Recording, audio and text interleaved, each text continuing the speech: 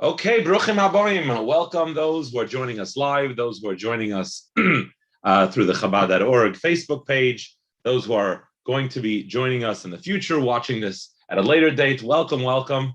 Mazel tov to all of us who have now concluded Sefer Revi, the fourth book, Sefer Kedusha, heading on in to book number 5. And I guess it's no coincidence that we're starting tonight. This is Heshainer Rabba, the 7th day of Sukkot, Shvi Shel Sukkot, when we're starting Hilchos Shavuos. This is the month, the 7th month, the 7th day of Sukkot, and we're beginning with Mashbim, I say. God's giving us a Shavuah, He's empowering us, each of us, and as we just learned today, the Bezdin tells us that when we take a Shavuah, we don't take a Shavuah just on ourselves. Anachnu Mashbim, I say the Bezdin tells him, take an oath, take some Shavuah.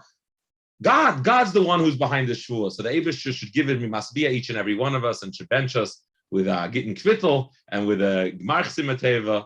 And we are honored to have with us as our guest today to help take us through to conclude and wrap up Sefer Kedusha that includes much of Yeredeya. It is our honor and our pleasure to host together here Rabbi Chaim Shapiro, the Manal of Temcha Tmim Lubavitch in Morristown, New Jersey. Rabbi Shapiro, Bruchim Habayim, welcome.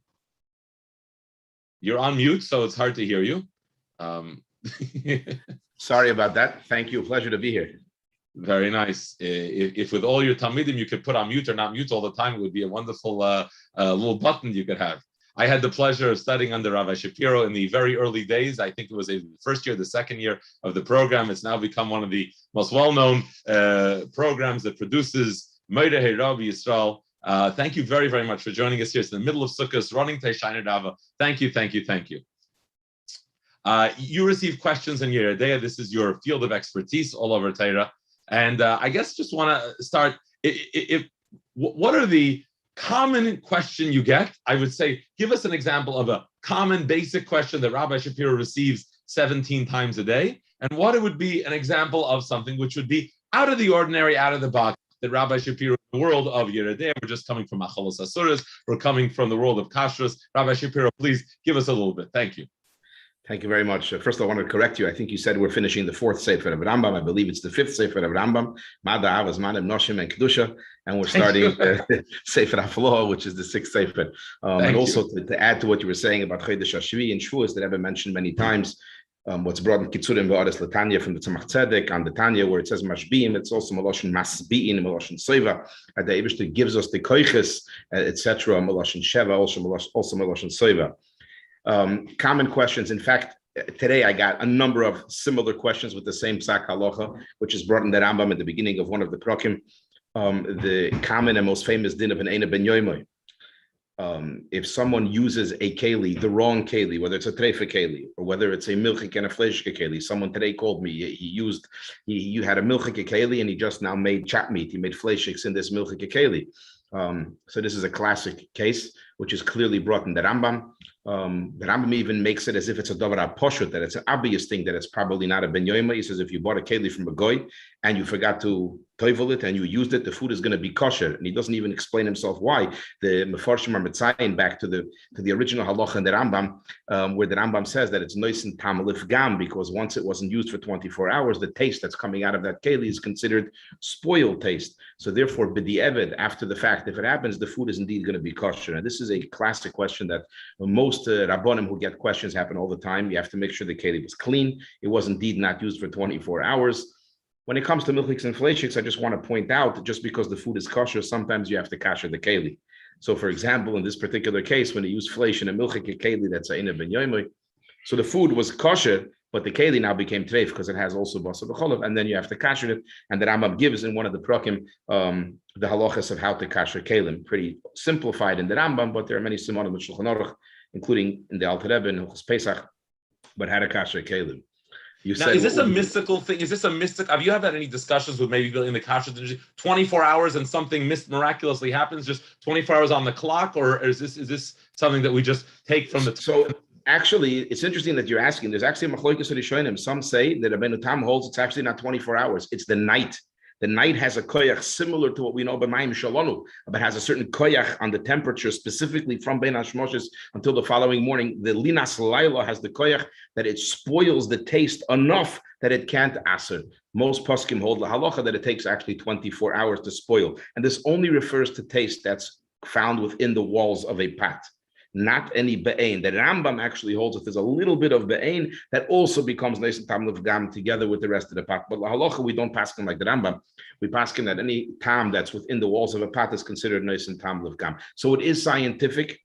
There are a lot of chuvas and poskim that try to decipher and to figure out and dissect a lot of these shilas. So, for example, concerning Hagolah, concerning Kalim, actually in some of the modern Sforim that have come out recently, they've done major research on the type of materials that the Chachamim were dealing with, if it Bechlal absorbs, for example, for kashering purposes, and the materials that are used today. And you could see their maskanas pretty much la halacha. We are not makel today more than we were in those days, but nevertheless, yes, it is something scientific. I mean, there's a lot of inyonim that can be spoken about the science and halacha, klishin, klisheni, trefus, etc.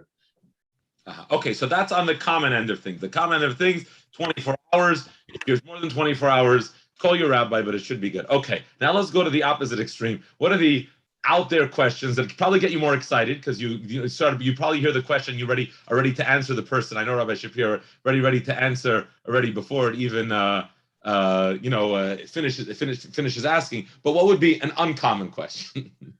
Let me think. Comes to mind one uncommon question. It's not really only a kashrus question, but it's a question negea to kashrus. I remember, the Bochum go America shlichus for the Yom Tovim, for Pesach and for Sukkot, and in the summer.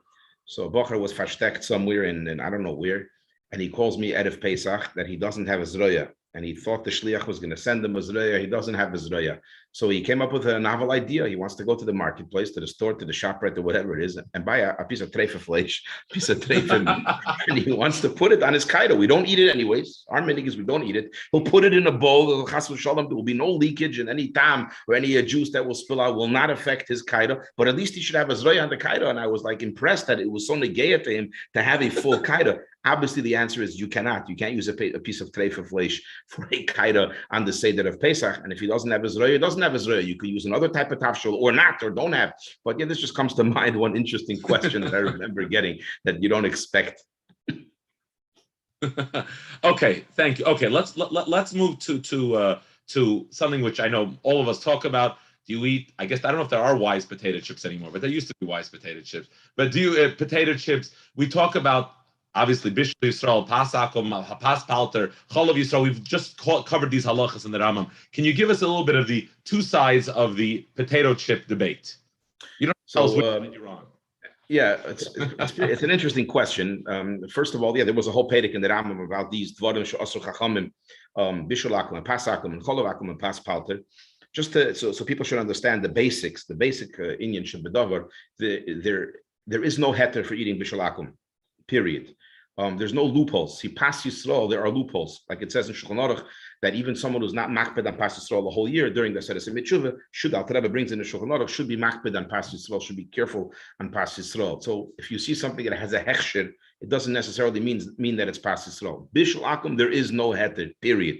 If it's Bishul Akum, it's treif. However, as the Rambam brings, there are a number of dinim and tnoim and stipulations in order for something to require Bishul Yisrael. For example, it has to be oila al shulchan malachim. It has to be a choshev v'meichel. It has to be something that's not nechel k'moishu chay. If you can eat it, if it's raw, then it doesn't have any problem of Bishul Akum. So if you see a product that has a hechsher and you're suspecting that it might not be Bishul Yisrael, you should know that that's impossible. One of two things: or it's indeed Bishul Yisrael, or it doesn't require Bishul Yisrael according to the machshirim who placed the hechsher. I remember once I was in a store and there was a particular product that had an OU and it bothered me. What could their heter be? So I picked up the phone, I called the OU. I said, what's your heter that this particular product doesn't need to be Bishul Yisrael? He says, there is no heter. I said, so why are you giving a hechsher? Because it is Bishul Yisrael, because they make sure that a yid actually went and turned on the fire to make sure it's Bishul Yisrael, because there is no heter. Now, the idea of the potato chips, where there is a hechsher on many, I think today Lay's is the in chips. In our days, it was the Wise. Today, it's the Lay's. They even make a kosher of Pesach, Bishul Yisrael run, actually, for Pesach, you can buy it. The basic machloikis is when we view any meichel, any food, if it's oila shulchan malachim or not, there's a legitimate disagreement between the poskim and diukim and proofs to both sides of this debate, whether we view the original meichel or we view the actual product that you want to eat. So, for example, if you deal with potato chips, potatoes are certainly oil al shulchan malachim, Potato chips are hopefully not a lashul malachim. So how do we view it? Do you look at potatoes, and potatoes then require bishul yisrael, or you view it since the kavana was to turn it into chips, and potato chips are not a lashul malachim. And there, actually, I remember one of the Lubavitcher publications in Koftzim many years ago was going back and forth for weeks on end with proofs ahinun tzadik. And the bottom line is there is no clear hachra'ah, and you should speak to your own mashpia and your own rav which opinion you would like to go with. But there's certainly room to be mekel when it comes to potato chips in particular, of not requiring bishul yisrael. Some of the other products like tuna fish, etc., some of the hetadim are less accepted by the stringent machshirim, so it's more difficult to rely on their hetadim. Chips is actually a legitimate disagreement. Okay, legitimate. Okay. Eat your chips at your own discretion, says Rabbi Shapiro. Okay.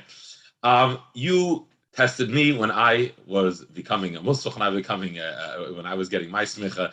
What was, if you don't mind me asking if it's not then, when you got smicha, can you give us, you must remember, I remember some of the questions I got. I was nervous. Can you give us any question that sticks out, anything when you received, I don't know who you got your smicha from, who asked you your smicha, what question, anything interesting on that end?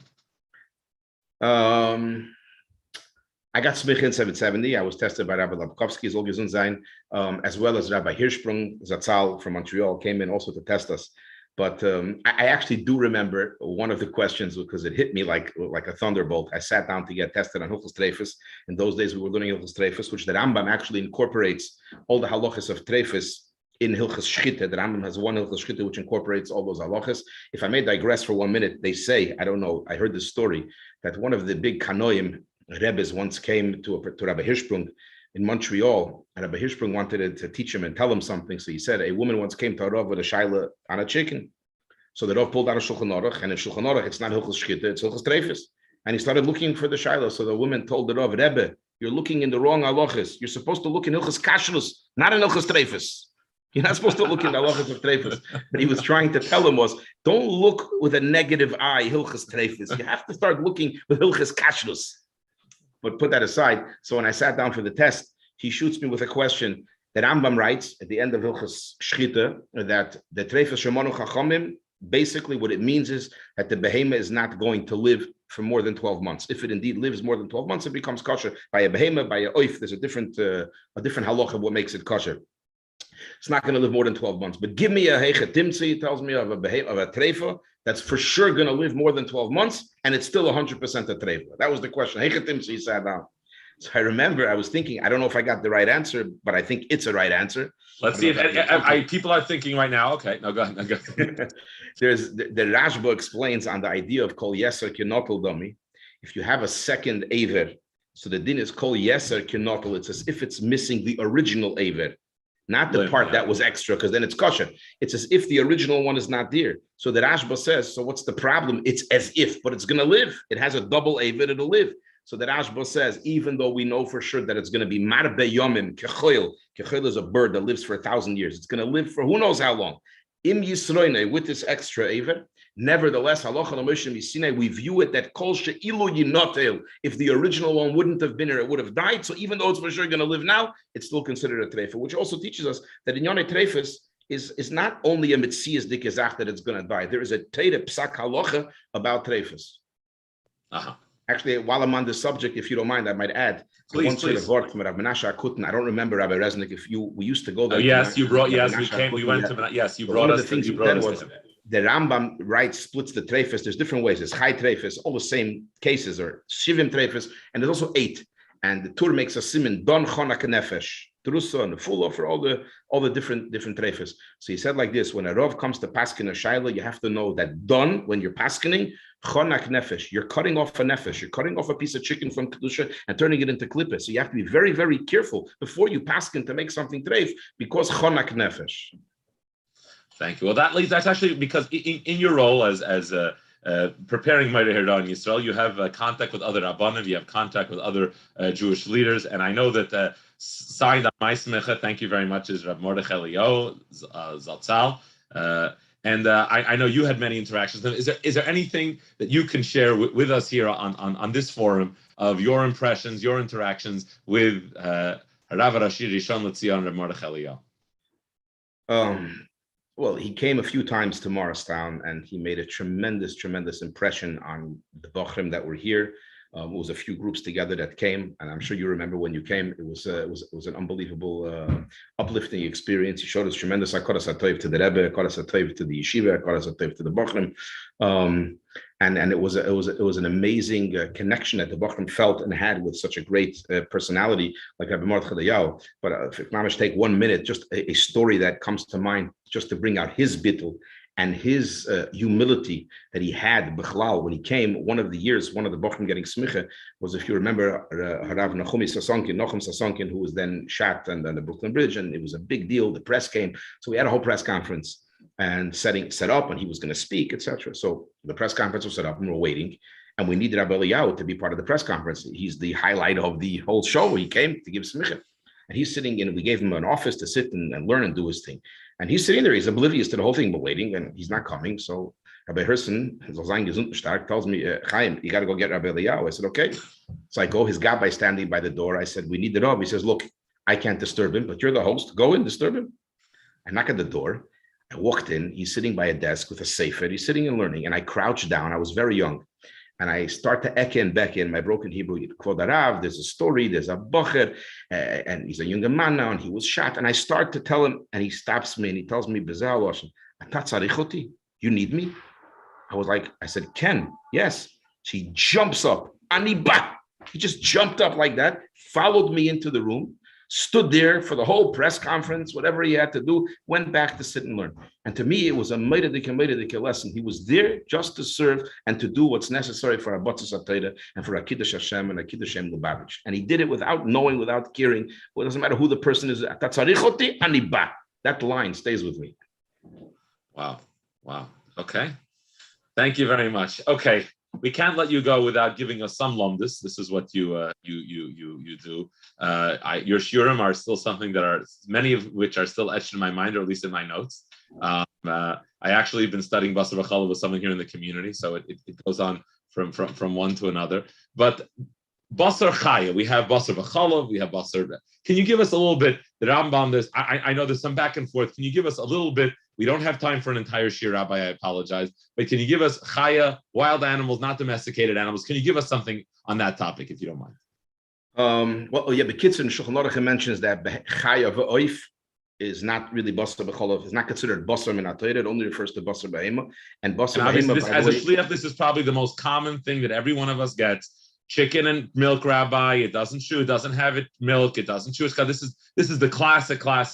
Every one of us get it. We're not going to give them the answer you're about to give, but please. So it's only midrabanan, and only even a behema tahira. Even behema is only behema tahira, which commonly people make a mistake. They think it means specifically kosher to meat, like a cheeseburger, for example, is not basar v'cholov because it's not kosher to meat. That's a mistake.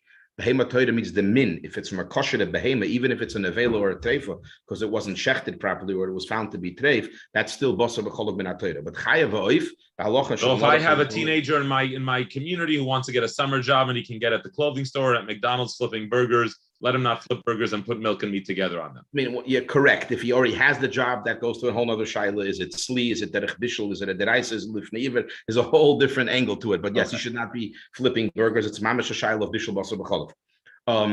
But chayev oif is only a derabanan. It's neget. It's fake. It's neget to a number of dinim.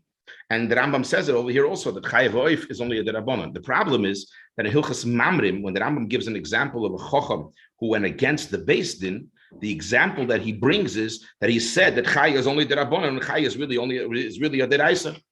So the Mefarshim ask. So let's explain the question. So here he tells us that it is minat midrabanan, and there he tells us that it is minat Torah.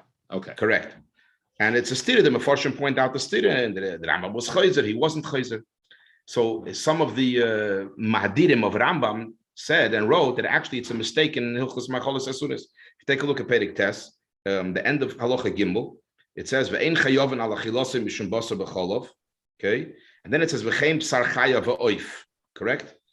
So really, they claim that v'chein b'sar chaya is supposed to be a continuation of the previous halacha, that it's actually a deraisa. The Rambam really holds us a deraisa. V'chein b'sar chaya. Then he continues v'oif So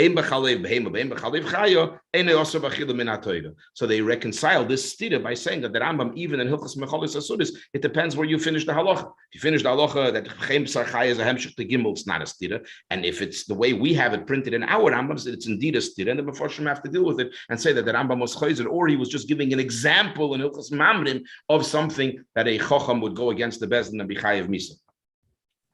Okay, so we've covered milk, we've covered chicken, we've covered chaya.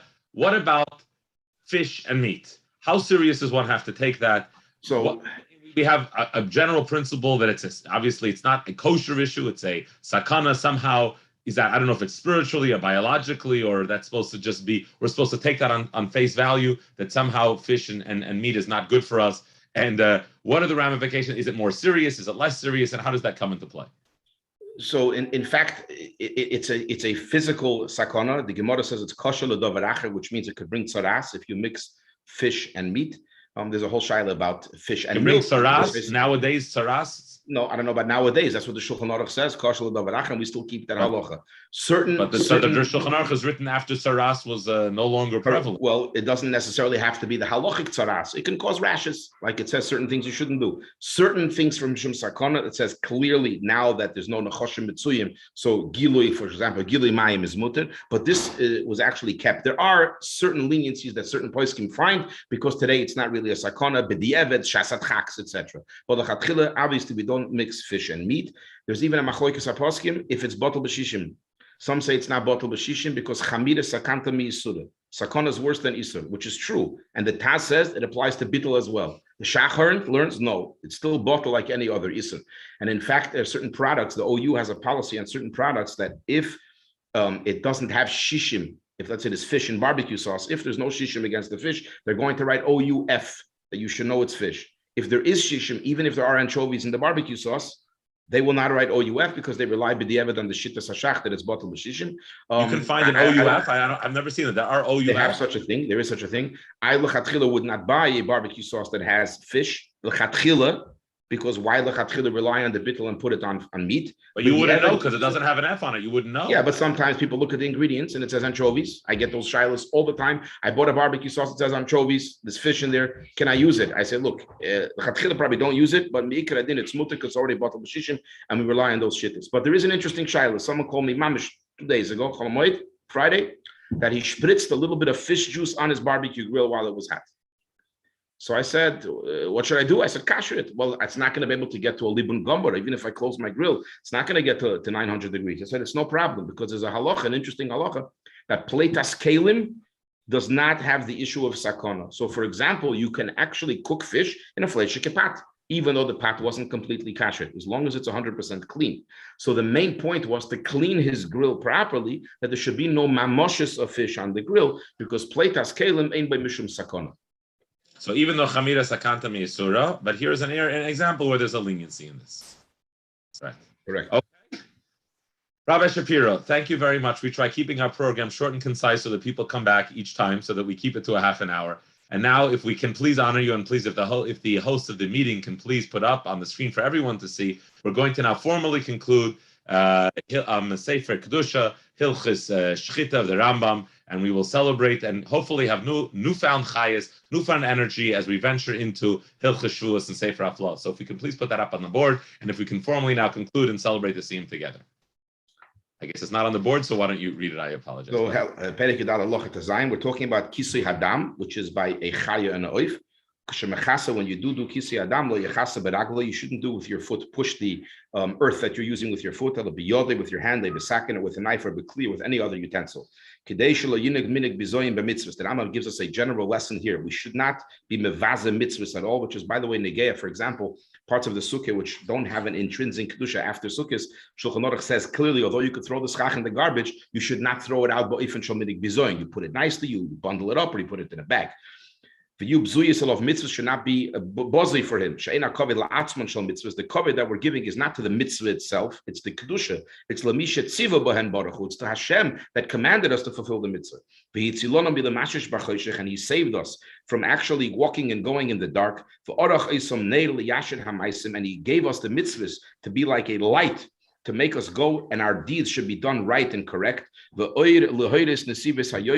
light that we should go in the correct, straight path. It also says in the pasuk, that your words, meaning your mitzvahs, is like a candle for my ways, and a light from my path. And please,